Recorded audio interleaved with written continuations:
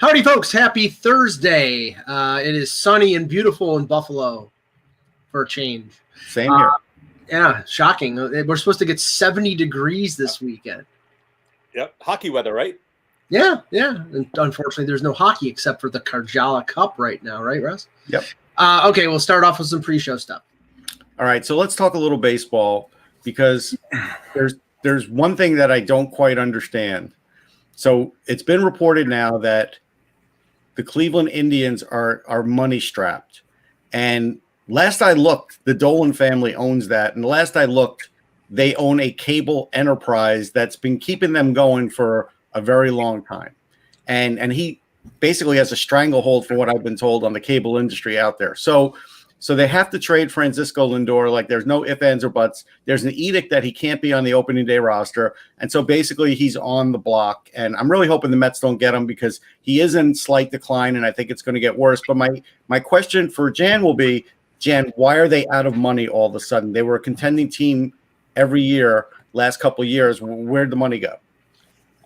Well, part of it has to be in terms of the lack of attendance, right? And that impacted everybody across the board. The other question is how you count revenue, right? That's the piece of the puzzle we don't necessarily know when it comes to them. Look, the Wilpons had the same thing, right? SNY technically was a cash cow, though they supposedly did owe some money associated with that network that's not being included in the sale. Okay. The same may exist here. I don't know if they're considered separate entities, and therefore one doesn't bleed into the other. So the baseball club might be losing money, while the RSN may be making money, but don't mingle the two, and that's my likely explanation as to what's going on. And this is not new because they peeled off Kluber, they peeled off Trevor Bauer. They've been selling off the last couple of years. Lindor has just been. They have, but this is like the end of it now. Yeah. This is like, why is this occurring? Why? Because again, it's not like they haven't been a good team. So I think it's what Jan said. I think they're running them completely separately. But at any rate, Lindor is going to be a big guy in the market. But to be honest, the market's dead right now. It's unbelievable. They're waiting for the Mets sale to go through for it to wake up, it seems. And he's 1 year away from being a completely unrestricted free agent, right. I believe. So his value, it's like Mookie Betts. He gets traded to a team that he'll re-sign with, and that's how they get their value. But if they trade, the question becomes what they give up, right? So they gave up Verdugo, they gave up Jeter Downs, but they took on Price's contract, right, which had a material impact in terms of what the prospect base that Boston got back. So you think he's going to the Dodgers? No, I'm just saying in general. If you think about it from a value perspective, right? Yeah. Them giving up that contract had a very tangible value that impacted the return that Boston ended up getting for Betts. We all thought it was underpayment, which got proven to be right, even though Verdugo is a nice player and they have upside for Downs. It's the fact they got $30 million off their books. Yeah, when they got rid of Price's contract. And he's right. Lindor chocolates are great, but that's why I only get that little bag once in a while, because if I didn't get that little bag, I'd be eating a much larger amount. Well, I like Lindor a lot. There's no question he did not have a particularly good year next year. But, I mean, it all depends on what the Mets would have to give up to get him, factoring to have Jimenez and Mauricio in their system. I think a team like the Yankees would rent him for a year and not try to sign him. Yes, that would make sense. I wouldn't, like I said, if I were the Mets, I would not sign him for like a 4 or 5 year deal, because all I picture is Roberto Alomar and eventually Carlos Baerga. Not at the beginning. His first year will be good, and then it'll start to get worse and worse and worse. He's already starting to slow down as we hopefully the third time's the charm with dealing with a guy from Cleveland. Let's put it that way.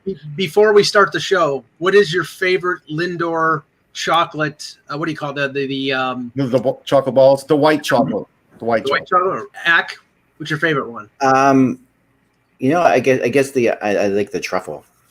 Okay, right. That's what we're talking about. The different flavor. Yeah, there's different flavors. Different flavor. I like the straight up. I don't like white straight up chocolate.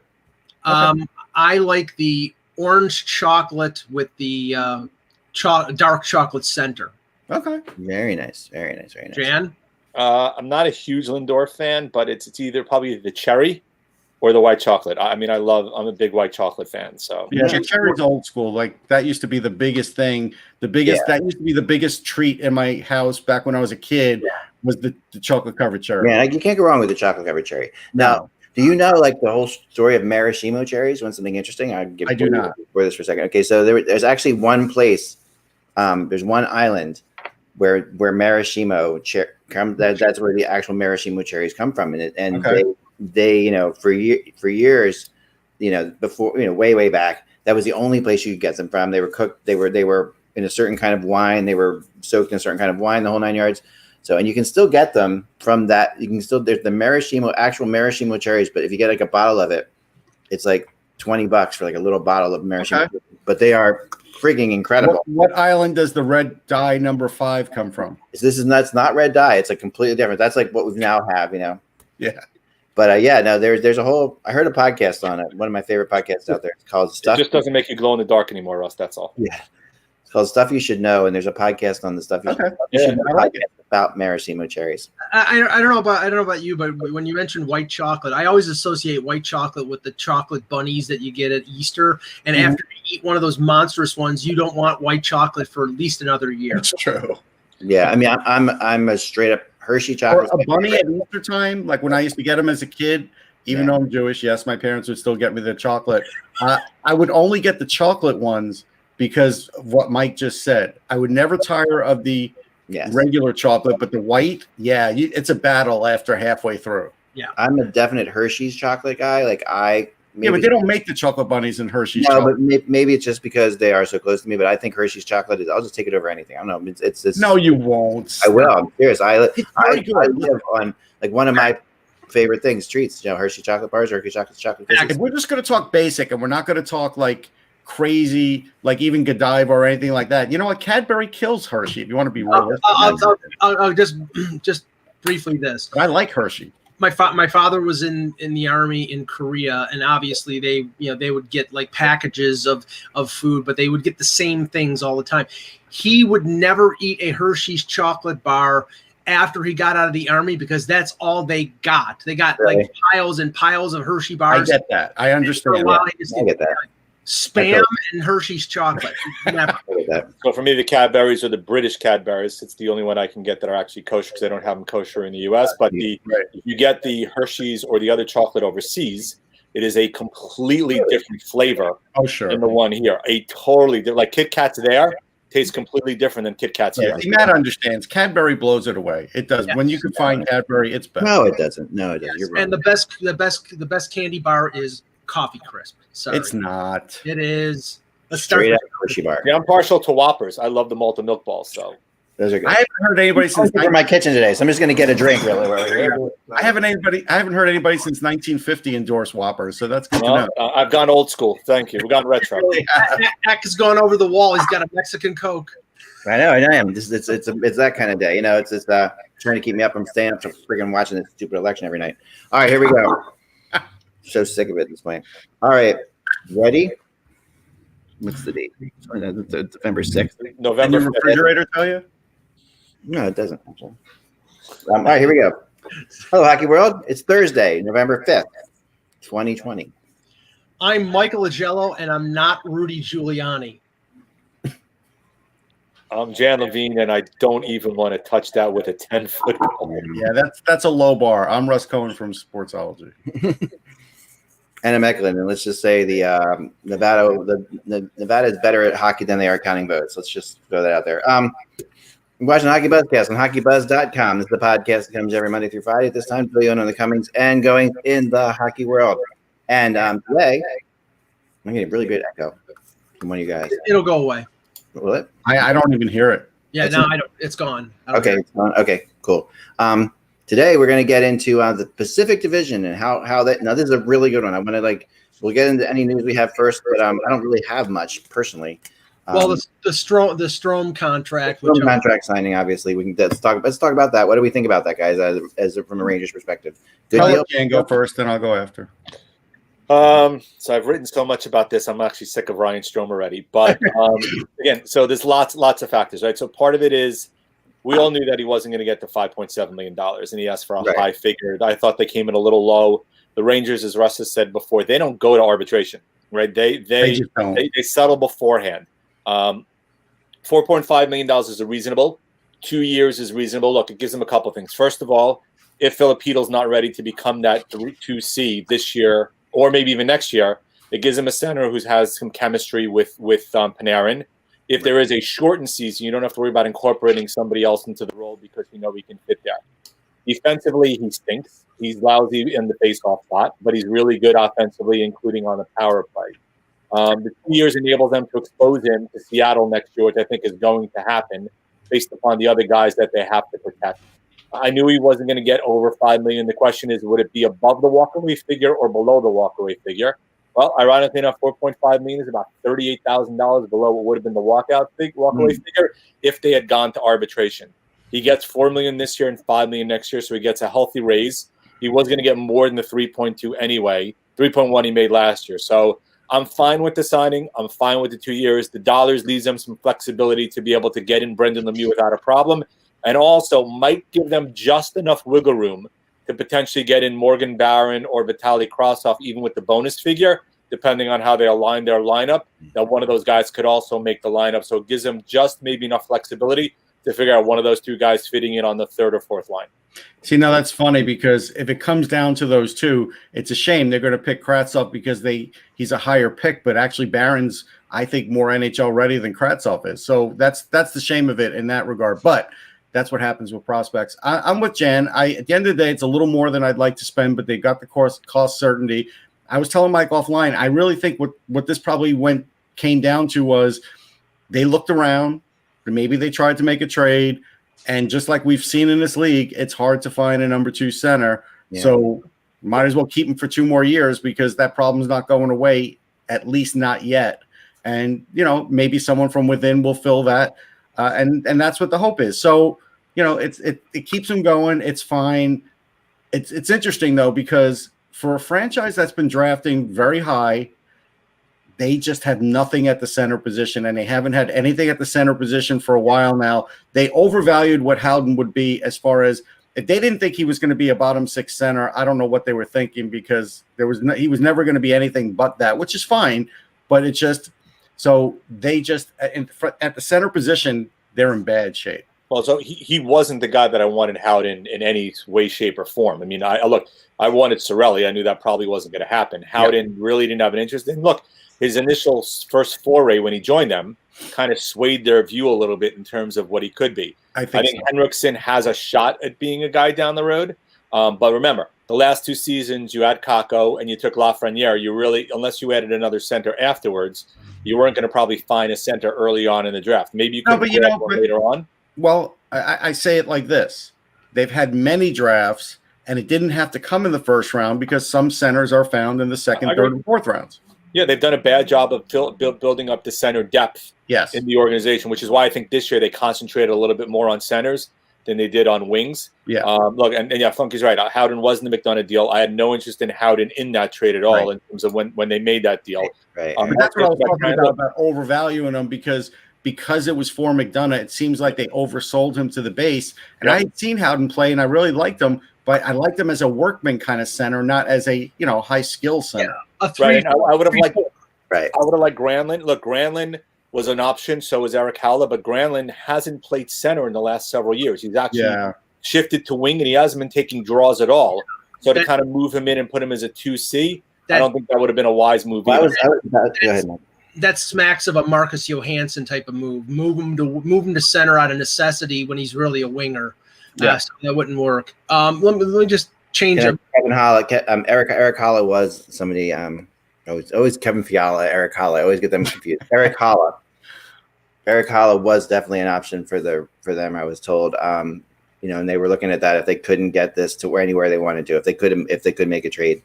But because they did like Eric Haula better, I was told. But I wouldn't have. Let's put it that way. He had one great season, and the rest of it has been pedestrian at best. Right. Yeah. But Mark, I agree with you. In terms, Mark is asking me the thing. 3C. They're not signing Granlund for the kind of money he's going to want. They don't have it, and they're going to rather play Hedl as a 3C at least to start with, and see whether or not he can fill that spot. As Russ said, look, Morgan Barron could end up being an option down the road there if they bring him up because he will fill a bottom 6 role either at center or wing. Yep. Right. I'll just bring this up. It's on the Rangers page, but not on the ice issue, and maybe not a big thing. But Tony DeAngelo deletes his Twitter account, coincidentally, a day or two after a certain notable event in the U.S. Not just that. It was a couple of specific tweets that he had. It was a bad take on COVID-19. That's what it was. Rangers PR department, I think, kind of reached out to him and kind of, I don't want to say cease and desist, but told him it would be rather advisable not to be tweeting anymore right now. I think what happened was, if I read it right from that people complained about it, which they should, and I think he actually got in trouble with Twitter, which he should. And then I think all the rest happened. I think that's because I noticed that tweet was up there for a while and he answered people on it and he still had a flippant attitude about it. And you know what? And these were the kinds of things we were talking about. And that's why I think Jan's right. I think the Rangers PR put a halt to it because they're like, look, you can't do this and be our player and we don't put up with this. Yeah, but again, the podcast tweets are still there, right? So the watch your tone is there. That'll be the next thing, Jan. If he doesn't stay in line with that, that'll be the next thing. Well, again, they haven't gone over the line. They are. No, we're paying you $4.5 million a year. Right. Shut up. That's it's not to shut up. No, I don't want to be fair. Again, that smacks of our athletes shouldn't only be athletes. Like you're entitled to your opinion. He wants to back the Trump. He's allowed to back Trump. It was the other comment that drew the ire of a lot of people. Right. That's what it had nothing to do with Trump. Right. That's the thing. I mean, and then there's a lot of hockey players that back Trump. Of course. They don't. It was the COVID-19 comment, I think, that basically drew the ire that ended up pushing it over the bar. Everything else, look, he wants to back it. He's happy that Florida voted for him. All that. Look, he's entitled. He's entitled to his opinion, right? But I think it's the other piece of the puzzle. When it came on board, you have to problem. You have to look at it in normal terms, right? Like if you're a guy who now is getting paid a certain amount of money on a team and you're not a core guy, but you're pretty close to that, we don't see Claude Giroux with a podcast. You didn't see Mike Richter with a side job. You didn't, you know what I mean? Teams don't want guys to do that. It's not that they don't want them to have an opinion. It's just not worthwhile for them to do it. When you work for somebody, whether or not you want to admit it, you what you say represents them. Like we've had people, we've had some writers on Hockey Buzz put some awful things out there on Twitter at times, and I've had to go, and Mike knows this, and we've had to go to them and like, listen, you have Hockey Buzz in your name. You're allowed your opinion, but if that's, you can't just like, if you're literally going to just go call somebody a stupid name or just do something really dumb. Well, it does reflect on us, it reflects on us, and we have to, we're going to say something too, because, hey, I mean, people immediately trust me. If Mike DeAngelo says something stupid on Twitter, I'll hear about it the second it happens, Yep. Look, it just happened with the Giants, right? Golden Tate's wife posted an Instagram post, in essence, ripping the team for not throwing in the ball. And granted, Tate also started this by mouthing to the camera, thank God you threw me the damn ball, basically, is what he said. And throwing his arms up in the air, we didn't get a ball. Right. That had ramifications. He was basically told to stay home yesterday by the team. Yeah, it's not that you can't have an opinion. It's not that you like. It's just that there are some things that are just. It's the manner in which you express that opinion, and as I said, you're going to be held accountable for what you say. Look, you're allowed to say what you want. It all depends if you're respectful in terms of how you say it. You're entitled to your opinion. You may have a different opinion than me, but as long as you're respectful of those that have a differing opinion, that's fine. I think it means that he went over the line with this post, which is kind of what he did. If you're not on the edge, then there's probably no reason to do a podcast. I think he's in a way, it's almost his way of attracting attention to himself. And the funny thing is, he's doing a podcast and he's playing for the Rangers, a big media market. But in terms of after the Yankees, the Mets, the Giants, the Jets, they're way down on the food chain.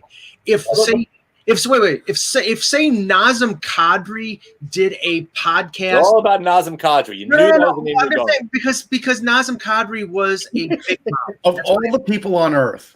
Right. No, but his opinion he had his definite opinion. In Toronto, in a big hockey market, he'd be excoriated. Or the Jake what is interesting about for Jake Gardner, right? Have you listened to his podcast? What's that? I have one. Have you listened to the podcast? I did, yes. It's actually not a bad listen. I didn't think it was great. I thought it was a lot of just like guys in the neighborhood who really weren't that good at sports, just chiming in. But some of the stuff they said, actually, I've listened to a couple of them. There are some topics they've covered. They've actually covered pretty good. right? So I think it's a balancing act, right? And I don't think anything he said on those podcasts were untoward. No, but the idea is shutting it down. But look, the guys he are with, that's a whole different story altogether. That's the whole thing. And I also think what Mike's sort of getting at is, okay, so if DeAngelo gets into a fight on the bench with a player, are they going to talk about it on the podcast? Because they talk about everything on the podcast, Jan. The answer is no, they're not gonna.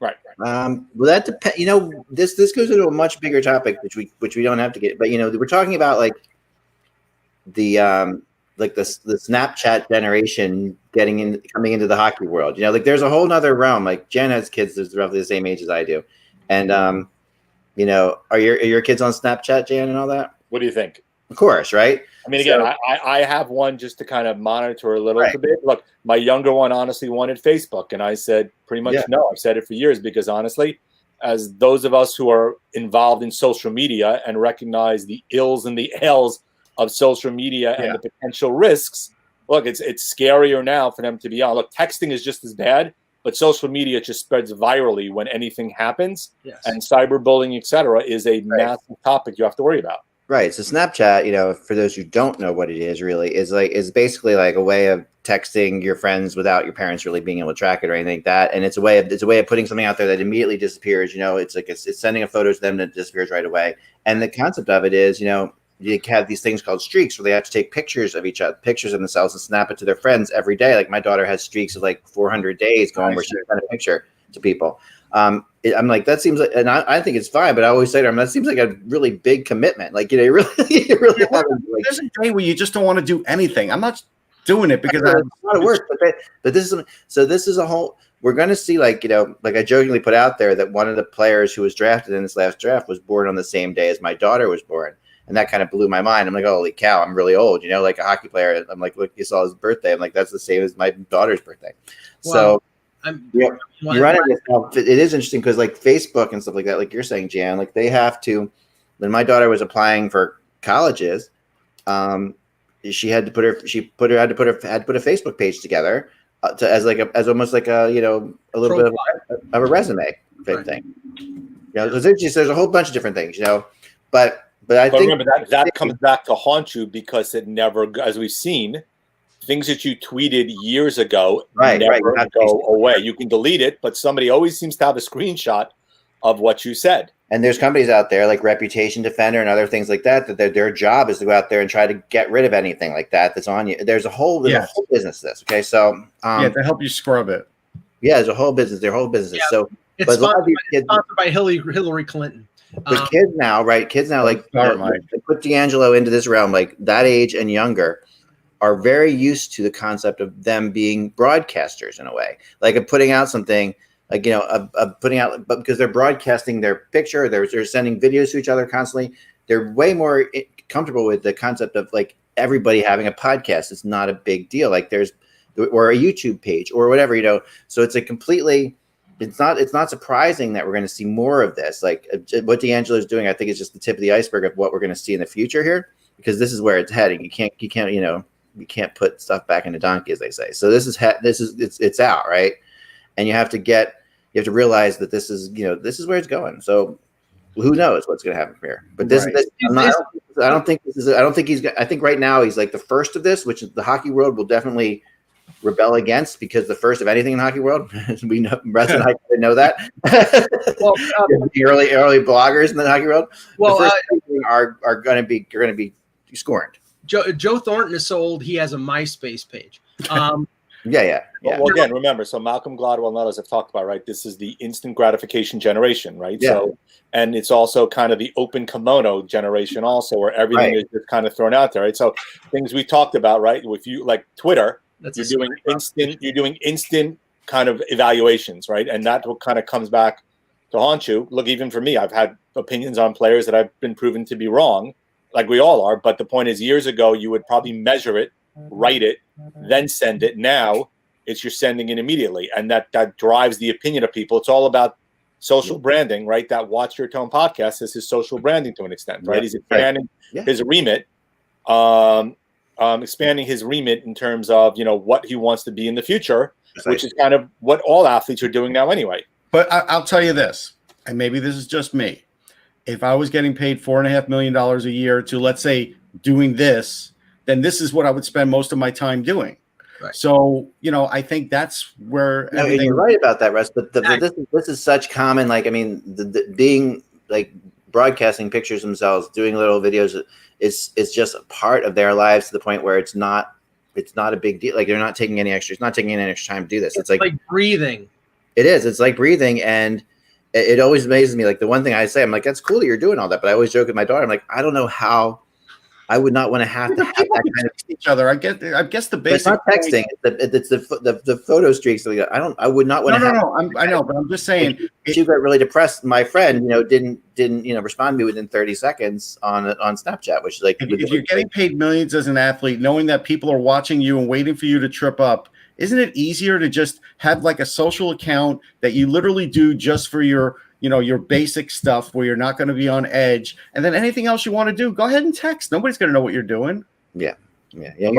One thing, Timothy, no, this is not a hat they shipped to a third world country after the Super Bowl. It's the 5 Super Bowl titles that they've won, as opposed to the one that they've lost. Yes, because that's Jan's number one that are on here. And that's big, I've been to Super Bowl 29, so I can wear it. And big, boy, are you so wrong. Okay, let's get into this. Well, a couple other quick items. Am I good? Now we can do the Pacific. Yep. There's been some talk, obviously, about when the next season is going to start. January 1st, January 15th, February. John Shannon had an interesting thing this morning. He says driving a January start for the NHL is their ability to execute their national sponsor deals, including television. Don't forget the league and the clubs will also get an injection of expansion money from Seattle early in 2021 that would help teams get through some tough times. So that may impact them starting the season with no fans if municipalities won't allow them, but they still want to get their money from NBC and NBCSN for their TV contracts, their regional deals, and their advertising deals. So I think we could see, if there isn't a ridiculous blow up of COVID in December and January, that they start the season in January. January when? Remember, you're ready at November 5th now. January 1. You need to kind of make determinations as to who's coming over, and then also, if you're going, you also got to determine: are you going hybrid? Yeah. Are you going modified bubble? Are you going playing in each individual arena and traveling? Yeah. You're kind of starting to run out of time a little bit because you're 9 weeks away from that time frame. They probably have 4 or 5 plans already in the background, and they're going to one day just push the button on one of them. And I think I've been saying this all along. I think we'll find out sometime before Christmas what the schedule is, what the plan is. And I think that's the way it's going to be. But they'll know way in advance. Players will know. They're just not going to tell them. But if you're doing Christmas, when are you starting the season and opening training? No, but I will bet they're doing Christmas to say camp is next week and it's a 2-week camp and then the season's starting. I will bet that they tell players to come over on December 1. It'll be something like that. Yeah. Because that's kind of my view. You got to let them know by mid-November, in my opinion. Yeah. In order to come over, quarantine if necessary, and then figure out what you're going to do in terms of the start date. You can't wait that long. You can't give a players can't have a short. You have guys that haven't played since March. No, of course, but players are going to know way before us, Jan. That's the point. Oh, yeah. I think we'll kind of all know at the same time, but I think that I do think that January, around January 15th is the date, and I think that along with that is going to be like that's the date, whether we're bubbling it, whether we have half fans, whether we have this or that, and it's going to be very different than before. Because of the whole concept of from what I'm hearing, there's not gonna be like a cancel culture, quote unquote. You know what I mean? Which is a joke, but they're not gonna not play. Put it that way. They're gonna play. It's just a matter of how they do it. Have they formed the return to play committee yet? I know they were obviously part of this equation was dealing with the players was to have that committee. The last thing I'm guessing they have, but they haven't told us. No, they have. I've been told they have not. They're not super worried about it, which I think is wrong because I think they should be more worried about it. But I don't get the impression that they're nervous about it. Which the last thing I heard was that the return to play committee, which was 5 players before, involving also I think it was GMs and ownership people, it's going to be up to 13 players. So there's going to be more feedback in terms of the players, which I think is a good thing because then But now you need to kind of start those discussions relatively soon, given the myriad of items that have to be agreed upon. And what Mark has here in the chat, that's something that's not going to be a part of the return to play. That's going to be Donald Fear and Bettman. Right. They could have already had meetings. We're not going to know about everything. I know that they have. You would have filtered out already, Russ. I was told about the return to play committee. I don't know about that. I was told that it is going to be larger. I wasn't told a number like 13 or anything. I was actually told every team would have a representative in it, which is bigger than 13. But we're looking at 31 there, right? But I was also told that basically the NHL said, to each team, like, pick your representative. We're going to start talking X date, like probably in the middle of November, somewhere around there. So that we haven't that they're leaving it up to the teams to basically have their player rep, which is going to be probably the NHLPA player rep from each team, I would guess, which already exists, and that's why we heard things, last week from the guy in Boston, who's their player rep. So I think that you're going to see that, and then they'll start talking mid-November. I think that they think it's going to go smoother. There's a little more. They should be a little more nervous, and they're more nervous than they are, in my opinion. But maybe they know something that we don't. And there might be there probably are other little things going on, Russ, where where Fear and Bettman are talking about just bigger picture concepts of like this or that, but they haven't tuned in on anything, from what I've been told. Your mic's off. You can't hear you, Russ. Yeah, the NHLPA could be sending messages to their guys every day. We're not going to know about that. Yeah. I think you'd know. You may not know specifics, but you would probably know that if there was some kind of conversations going on, that information seems to always come out. One of the guys, Friedman or John or any of those guys, would probably know. There's no obligation for them to tell us anything in the off season. No, not obligation. Okay. No, I'm just saying. I've been looking for this kind of stuff, and all I know is that I feel like I would have heard something. But like I told you everything I heard. I just told you in that last sentence. Right. That was it. Like that. They're one player rep from each team in middle November. That's all I know. So whether or not there's anything else. Last thing. Alex Ovechkin gave an interview on Russian TV a couple days ago, and was asked about his future. He says, "I really want to come back and end my career with Dynamo Moscow after a certain number of years that I will spend, God willing, in Washington." He says, "It's not a question of money. It's a matter of principle. I've only played for two teams, Dynamo and Washington. It's clear in 2, 3, 4, or maybe 5 years, I will end my career in Washington. I want to end on a beautiful note to play my last match with Moscow Dynamo." Yeah, no doubt. We all knew he'd be going back. Right. He has longer range plans than that too. Like he wants to be part. He wants he wants Tretiak's job. Yeah, or Fedorov. Who is Fedorov? Sorry, Fedorov. Right? Yeah. Fetisov. He wants Fetisov. Sorry, Fetisov. He wants Putin's job. We were right there in the middle. Yeah, maybe. I don't know if down the line he does, but yeah, that'd be interesting. All right. All right. So let's get into the Pacific. We've been doing this little thing about is your team better off than they were 4 years ago, and today we're going to get to the Pacific. Some specifics about the Pacific. Try that. Try doing that 10 times fast. All right. The Pacific Division back in 9th. So we're looking at 2015-16 into 16-17.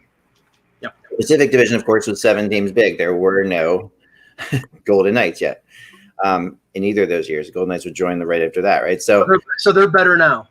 Yeah, the Golden Knights are better now than they were better off now than before they existed.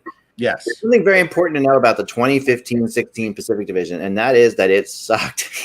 This is just, for what it's worth, the 2015-16 Pacific Division had 3 teams. The 3 California teams were okay.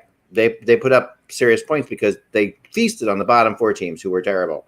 And as the Coyotes, who finished 4th in this division, were 20 points behind the 3rd place Sharks. Yeah, I don't know if you can say the division sucked when one of the teams went to the Stanley Cup. One of the teams did go to the Stanley Cup final, but the division in general, yes, was pretty terrible, and the 4 teams on the bottom of the division, especially, were terrible. Yeah, Canadians.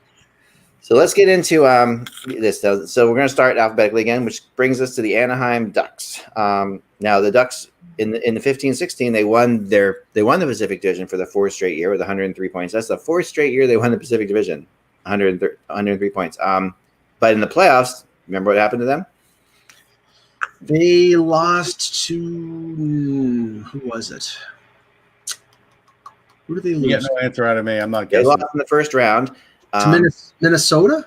To your Nashville Predators. Nashville. That's right. Okay. 7 games, very exciting series. Overtime win. I want to say Mike Fisher goal. Maybe I remember Mike Fisher scoring a big goal in that series. Yeah, Mike Fisher scoring a big goal makes sense. Yep. So that was another seventh game loss. A 7th game loss for Bruce Boudreau, who at the time had an unbelievable record with the Ducks in the regular season.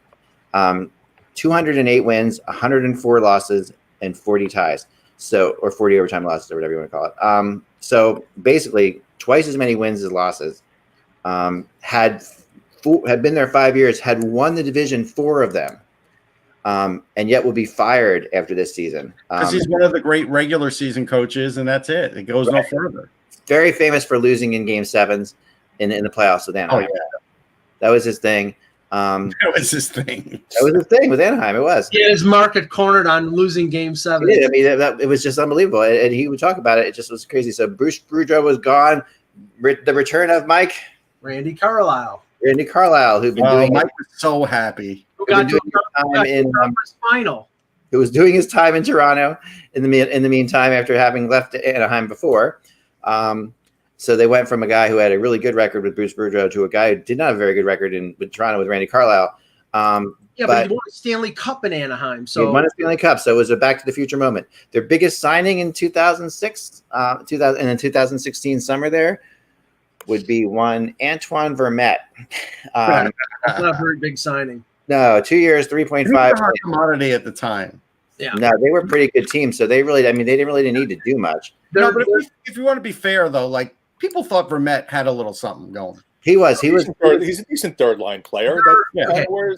To cut through to get to the point of the whole thing. No, they're not as good as they were 4 years ago. Russ would definitely say, and I'll let him say it, but I think that there's definitely a downgrade in who their head coach is right now as opposed to 4 years ago. Getzlaf is 4 years older. Corey Perry's been bought out. They're not as good. They're just not as good. For all those reasons Mike said. Their prospect system's better now, but that's it. You didn't let me finish my exciting stuff that I have. Mike jumped right past it all. We only have a half hour. I know, but let him do his job, Mike. You didn't get me to say that that right before the season started, the night before the season started, they claimed Emerson Edem off of waivers from the Vancouver. Oh damn! I'm sorry I cut you off. Poor Emerson. They had 2 first-round draft picks that summer, signing Max Jones and Sam Steele. Yeah, Steele's still with them. Jones is with them too, but I think his skating has sort of tripped him up. Steele's going to be good. Steele had pretty good numbers last year. And Emerson Edem is still very popular in Buffalo. Yeah. And then 2016-17, they did win the Pacific for the 5th straight year. This time under Carlisle, and they won their first 2 series, only to get to the conference finals to lose again to the Nashville Predators, who in that year would go on to play the Penguins in the finals. So they are better off for now. No, they're definitely not better off now, like we talked about. Arizona. Let's go to Arizona. 2015-16. They were called the Phoenix Coyotes, by the way. The 4th in the Pacific. Because that really mattered. Does it really matter? I like Phoenix Coyotes better. 4th in the Pacific with 78 points. We talked about they were 20 points behind the Sharks, who were in 3rd place. They missed the playoffs, of course. Their biggest summer signing was they had 3. It was hard to say which one of these were big because none of them were big, but they were the 3 interesting ones, I guess.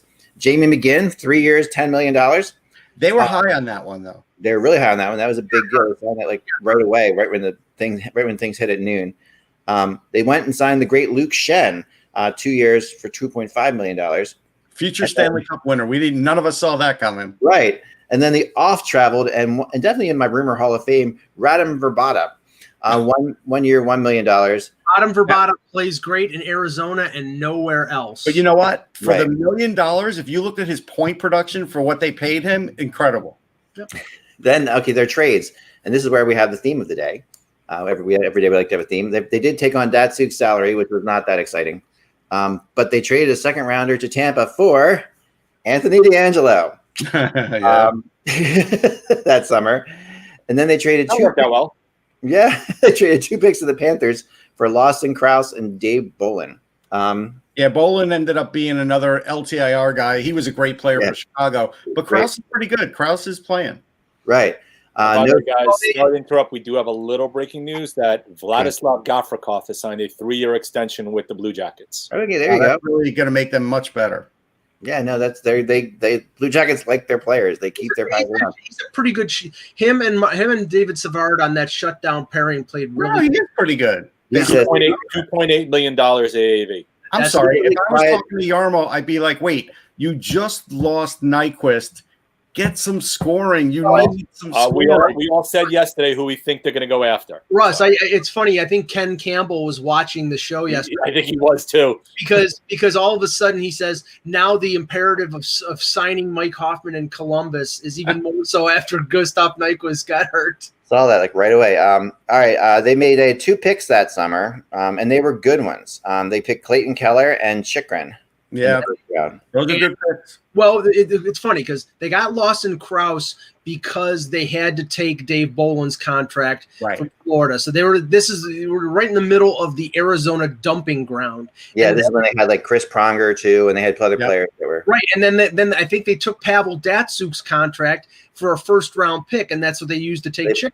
First-round pick somehow. They second-round pick. I looked at it. It was interesting. That was a trade-up. They got into the lower part of the first round, and they got Chikrin for them. And the rumor was that year, I think that the Rangers were looking to move Stepan even then to try to trade up to get Edmonton's pick so they could take Clayton Keller. Right. 2016-17 season. The following season, they would be even worse. They finished 6th in the division with 70 points. And so are they better off now than they were 4 years ago? The big question, the Arizona Coyotes? They're the same. They're the same mess. No, I think they're worse because now, they don't have an aging Doan. They don't have Domi. Taylor Hall has left. They have an aging Phil Kessel looking for a hot dog stand. Enough. Enough. Between Kessel and between Kadri, I swear to God, we're buying you a jersey split in half between the two of them, and you're going to have to wear it every single goddamn day on this show because I'm tired of hearing it. All right, Jan. Good job. I'm for that. Sorry, never stop. Going nuts today. They had Tippett as a coach. Yep. And I think they also had draft picks, which they don't have now either. I think they're better off now, guys. But they didn't even pay rent on their arena. I'm telling you, they're the same. I think team-wise, they've got more talent now than certain things haven't changed and others have. So no, I'm telling you, they're the same. That's the problem with being a fan of that team. You go through these highs and lows, but in the end, nothing really changes. Right. It's true. That's true. All right. So next up, let's go to the Calgary Flames. Here we go. They finished sixth in the division with 77 points in 2015-16. They missed the playoffs. They made no major signings and no major trades in the offseason. They did change coaches, however. They Bob Hartley was out and replaced by who? Oh, I forgot about this guy. I don't even there. Glenn Gulletson. Oh, Glenn Gulletson. Oh, God. Yeah, Glenn Gulletson. They did, however, make 2 good draft picks. They picked up Matthew Tkachuk in the draft, and a guy named Adam Fox, who they never signed, but they good draft picks. Unfortunately, only one of them that actually played for them. Right. And so they then the following season they actually did finish 4th in the division, and they made the playoffs, only to be completely annihilated by the Ducks in 4 games. Which they usually do get annihilated by the Ducks in the playoffs. And I think I remember Brian Elliott being a sieve in that. Yeah, that was a tough series for them. Yeah. That was a tough series for them. So are they better off now than they were 4 years ago? Yes. Yes. Yeah. That's not a hard one at all. But they do have Milan Lucic on the roster. So, well, speaking of that, the Edmonton Oilers, 2015-16 season, finished 8th in the division. So of all the bad teams in this, they were the baddest of them baddest. But you said they were a playoff team that year. No, I did not. They said they would be a playoff team the next year, which they were. All right, so they did not make the playoffs this year ever. And their big 2016 summer signings were they signed Chris Russell for 1 year, $3.1 million. Do they still have? and they signed Milan Lucic for 7 years and $22 million. If we only could go back in time and tell them not to do that. I think every team they decided to trade Taylor Hall to New Jersey for Adam Larson, and shortly after that, I still remember the day I'm driving up the QEW and all that news happened within an hour. That was a good 2 weeks of the Edmonton Oilers franchise right there.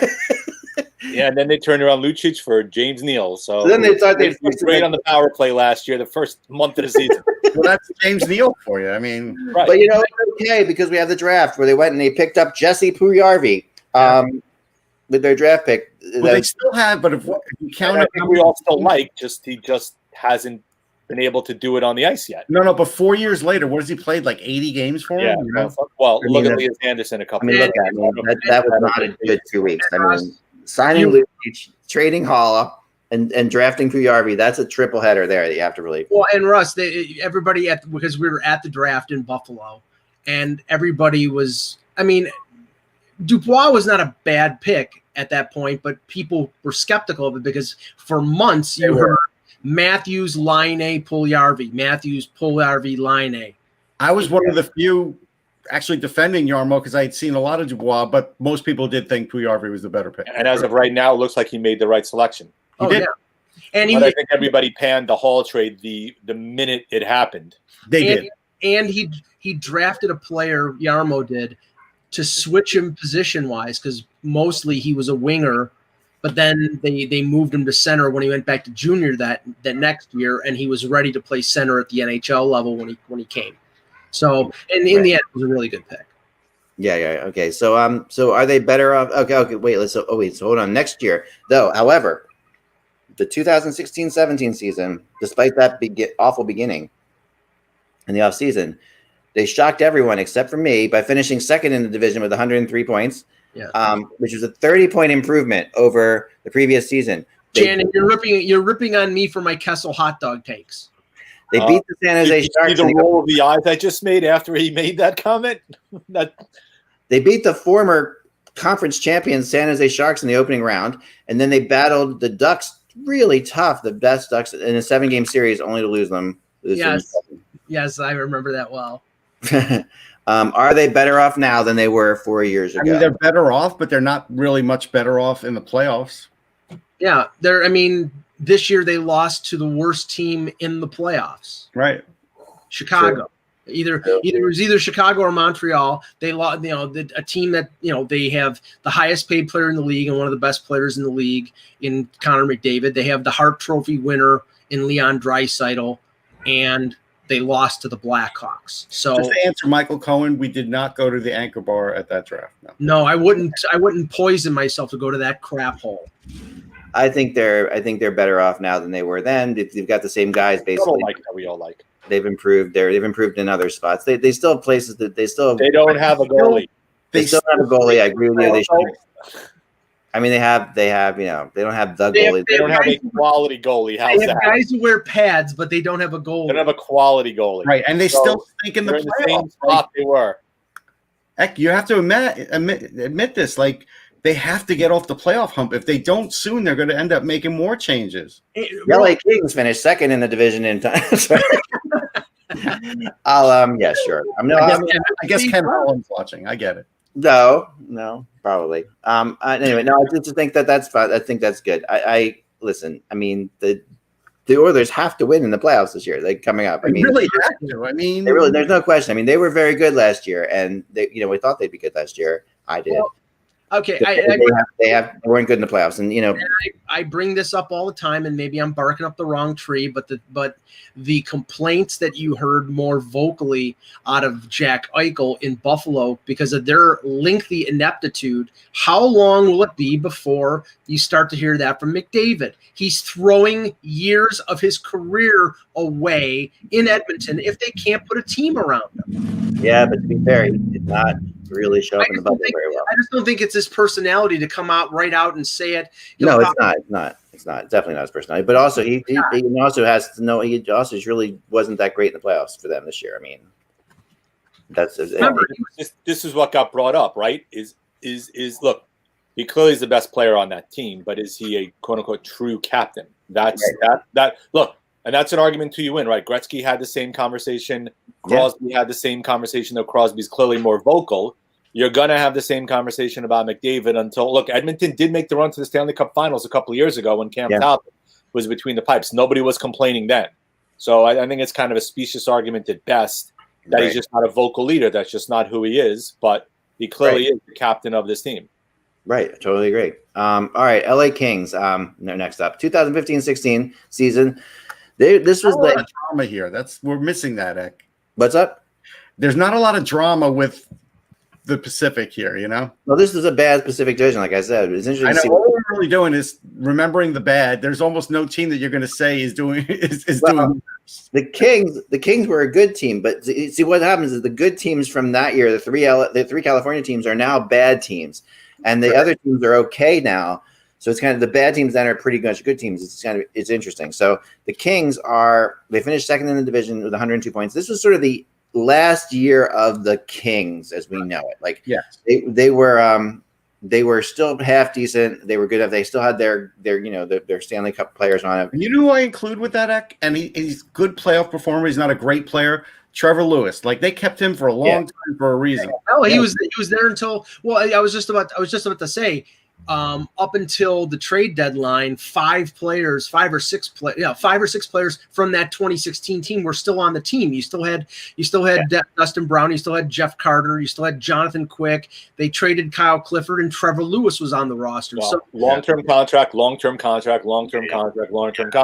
Dean Lombardi. Guys are still there. You can't get rid of them. Lewis had a long-term. Yeah, but not like that. It was a 3-year. I think it was a 3-year deal. Right. Yeah. And not for big money by comparison to those guys, clearly. So this team lost in the playoffs, lost to the Sharks 4-1 in the opening round, which is not that interesting, although was the rematch of the season of the year before where the Sharks had a 3-0 lead on them and the Kings came back, remember, and took it, 4-3, right? So that was you got to consider what that Sharks team was also then, which we'll get to next. That was a team that was the peak of that Sharks team. Of the Sharks, yes, it was. So then after that, they didn't make any major signings or trades in the off summer, and they didn't make any coaching changes either. Their best draft for the Kings, their best draft pick was Cale Clegg. Who's still in their system, and I think will play. They're over marinating him right now. Yeah, a little bit. So then in the 15. Although I think that summer you said that you thought Dean Lombardi was going to get fired, and he didn't. No, he didn't. I thought he was on his way out, but he did not. I didn't say he was going to get fired. I don't think something to that degree. He was wearing out. I thought his time was coming towards an end. Okay. But I think so. Then in 16-17, they end up finishing 5th in the division, missed the playoffs. So this is, like I said, this is definitely the last year. Yeah. So I think it's easy to say that they're better off now than they were then. I mean, they're heading in the upward direction now. Their prospect system is one of the top 3 of the league, right? They clearly need to weed out, and I use that term in quotes, the older guys whose contracts will be expiring in another year or two, or most of them are.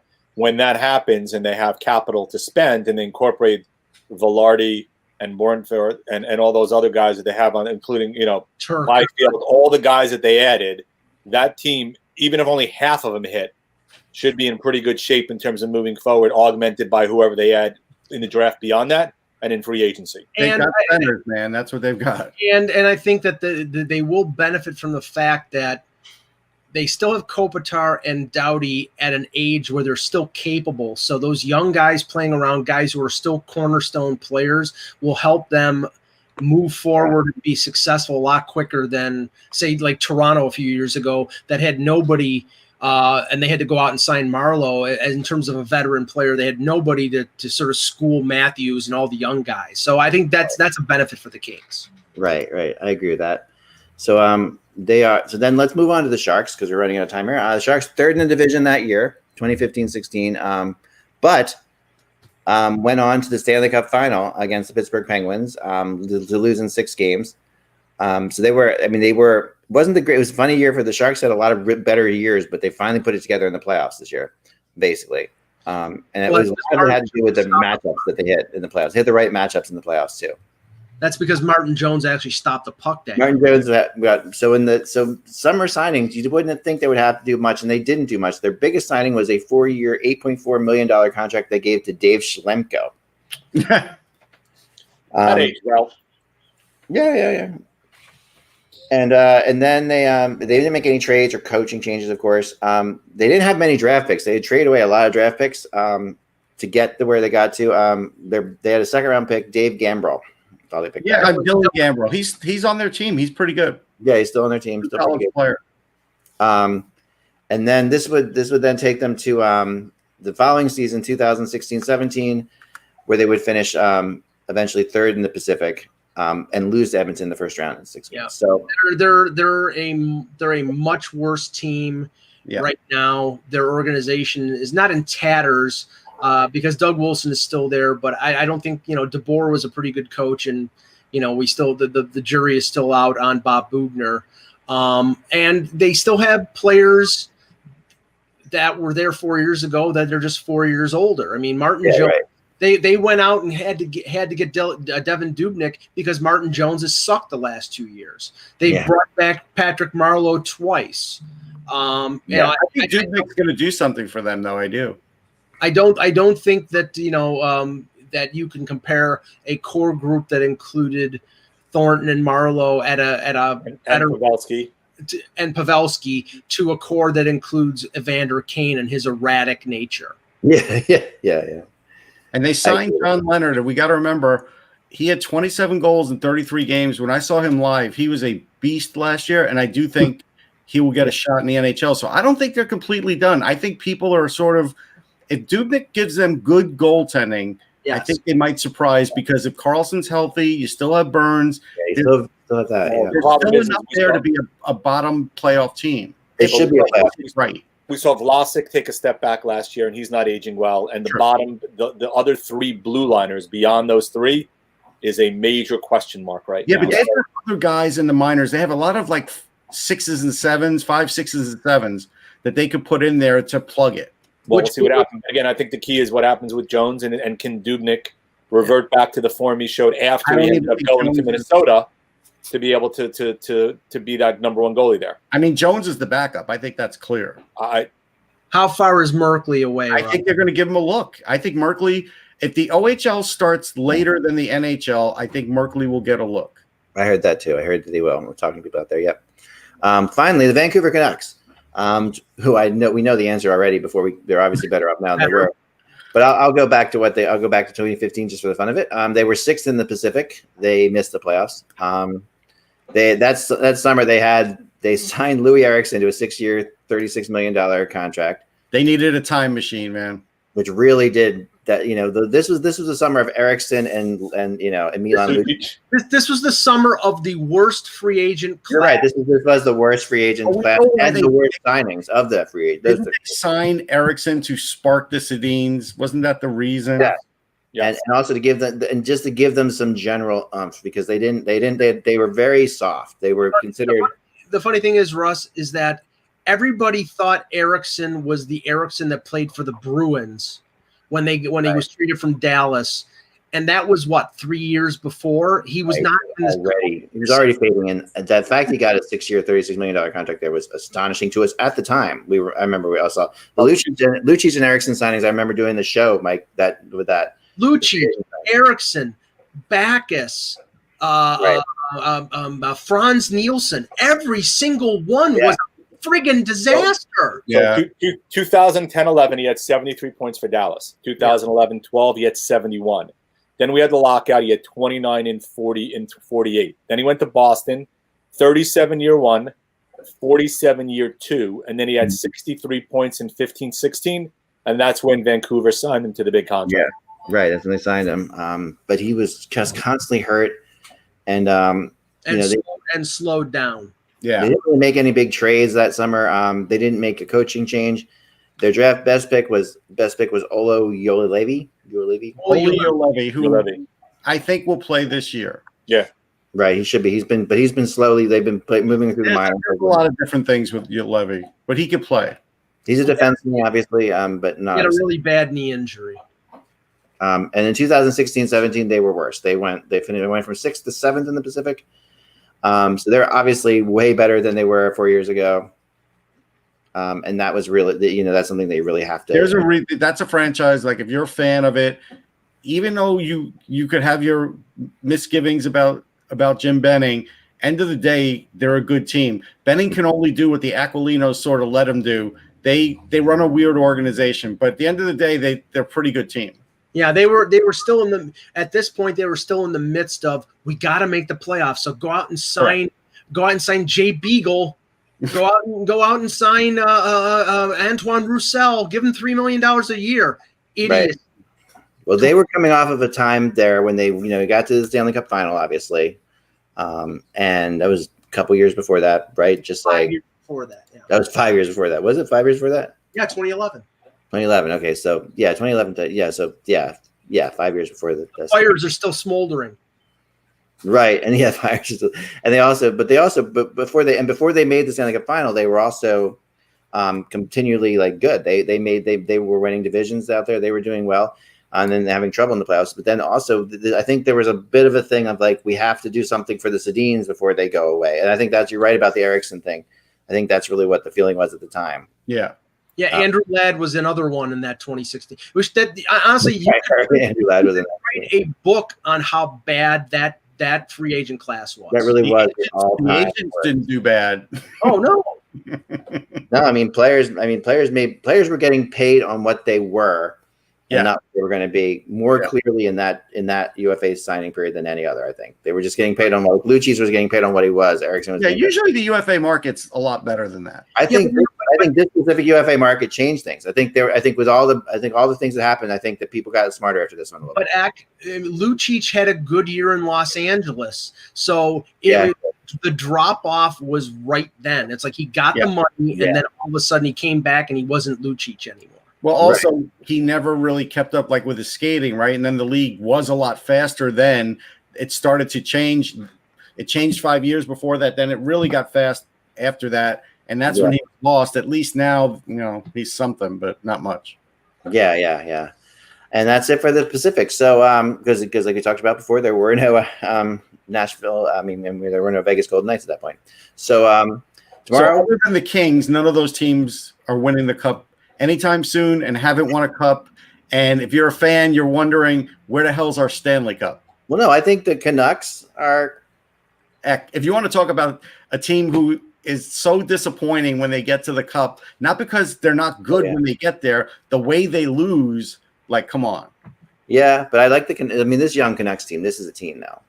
Game 7 to the Rangers, Game 7 to the Bruins. At least Richard Brodeur didn't get to Game 7. Yeah, no, but I think they have some of the more exciting teams in this division. I think Calgary. They are, but they're still going to have to prove to people when they get to the cup again that they're not the Canucks of old, and they aren't going to, disappoint again. At some point, they have to get past that. It's really weighing them down. At least I can have different kinds. You do have 7 teams that are all in very different places, though. In this division, that's the interesting thing about it. Everybody is someplace else. Arizona's in their own spot. Nashville had their run.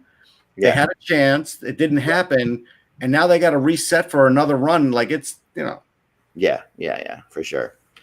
So tomorrow we'll finish this whole project off with the Central Division, and that's an interesting one for sure. We'll have Kevin Allen on with us, so that'll be fun, and we'll go through the Central. A lot has changed since then, but I think what I thought was specifically interesting about this division is how it really has flip-flopped. Almost. We might talk Lions football with Kevin because he was really happy 3-4 weeks ago. I'm not sure he's in the same place now. No, especially since Matthew Stafford may not play Sunday either. Right. So we're going to chat about that. Jeff Finger, $4.5 million. Was that this UFA period? No. That was 2008, I believe. And it was 4 years at $3.5 million, and it is one of the worst free agent signings of all time. It is. Okay. Well, remember, folks, without the buzz, it is just hockey. We'll see you tomorrow.